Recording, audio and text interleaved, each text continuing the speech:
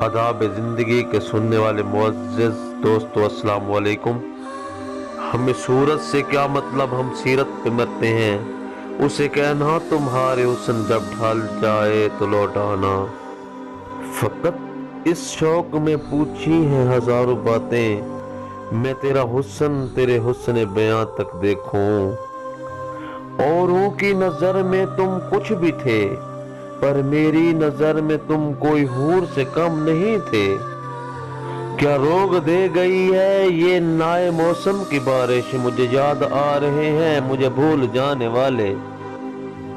ہم رکھتے ہیں تعلق تو نبھاتے ہیں عمر بھر، ہم سے بدلے نہیں جاتے یار بھی اور پیار بھی۔ وہ کتابوں میں درج ہی نہیں تھا جو سکھایا سبق زمانے نے۔ موسم کی ادا آج بھی پرخیف ہے، لیکن ایک گزری ہوئی برسات کی حسرت نہیں جاتی۔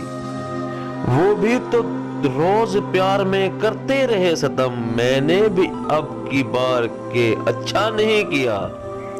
نظر ان کی زباں ان کی تعجب ہے کہ اس پر بھی نظر کچھ اور کہتی ہے، زباں کچھ اور کہتی ہے۔ ابھی تو چند لفظوں میں سمیٹا ہے تجھے میں نے، ابھی تو میری کتابوں میں تیری تفسیر باقی